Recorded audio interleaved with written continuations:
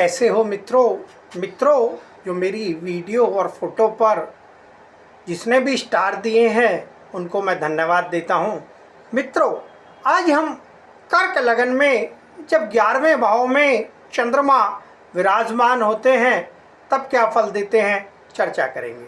तो देखिए, मैं एक लगन पत्रिका जो कर्क लगन की है, कर्क लगन में 4 नंबर जहाँ कहीं भी प्रथम भाव में लिखा होता है तो कर्क लगन मानी जाती है। अब कर्क लगन में चंद्रदेव जब 11वें भाव में विराजमान है, 1 2 3 4 5 6 7 8 9 10 11 भाव में विराजमान होते हैं जब चंद्रदेव, तो प्राय वृश्चिक राशि में जब भी 2 नंबर लिखा हुआ होगा और चंद्रदेव विराजमान होते हैं तो प्राय उच्च के कहलाए जाते हैं।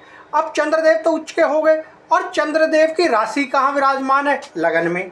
तो लगन में जो राशि होती है उसके स्वामी को लग्नेश बोलते हैं। तो लग्नेश हमारा 11वें भाव में यहाँ विराजमान हो गया, जैसा आप देखते हैं। अब उच्च के हो गए तो 11वां भाव किस चीज़ के लिए जाना जाता है? इनकम के लिए। तो प्राय सफ़ेद वस्तु, क्योंकि चंद्रमा जो है वो सफ़ेद चीज़ के लिए जाना जाता है, तो सफ़ेद वस्तु का जो भी इनका व्यापार होगा या किसी भी दृष्टि से सफ़ेद चीज़ इन्हें हमेशा लाभ देगी। ये समझना चाहिए कि इनको इनकम के सोर्स में अगर चंद्रदेव विराजमान है तो प्राय सफ़ेद वस्तु इनको हमेशा लाभ देगी। दूसरी चीज़ मित्रों, अब ये राशि किसकी है? राशि है शुक्र की। अगर कुंडली में शुक्र की स्थिति अच्छी है, केंद्रपति है, जैसे 4थे भाव में विराजमान अगर शुक्रदेव हो गए या अन्य त्रिक भाव को छोड़कर, अपचय भाव को छोड़कर, तो प्राय अगर शुक्र की स्थिति अच्छी है, अंश अच्छे हैं, तो प्राय उच्च श्रेणी के नेता भी हो सकते हैं, अधिकारी भी हो सकते हैं, राज्य अधिकारी भी हो सकते हैं, वकील भी हो सकते हैं और शिक्षक भी हो सकते हैं। इस टाइप का योग अवश्य मिलेगा। मित्रों, इनकी 7वीं दृष्टि जो है, क्योंकि चंद्र की तो एक ही दृष्टि होती है, चंद्र की 7वीं दृष्टि 1 2 3 4 5 6 7 5वें भाव में वृश्चिक राशि पर है, जो इनकी नीच की राशि मानी गई है।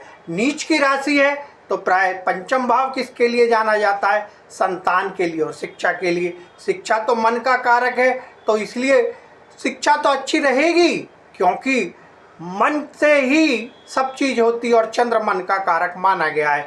चंद्र और सूर्य 2 ही तो कुंडली में मेन ग्रह होते हैं। तो देखिए, अब जब बुद्धि विवेक सही होगा, आप अधिकारी रहेंगे, शिक्षा सही रहेंगे, तो कोई ना कोई इनकम का सोर्स आपका अच्छा रहेगा ही। मित्रों,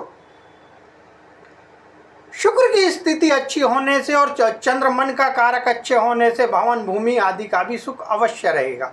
मित्रों, 7वीं दृष्टि जब 5म भाव पे होगा तो दूसरा संतान, प्राय देखा गया है प्रथम संतान लड़की होती है, लेकिन अगर 5म भाव में पुरुष ग्रह विराजमान हैं तो ये परिवर्तन भी हो जाता है, तब लड़का समझना चाहिए।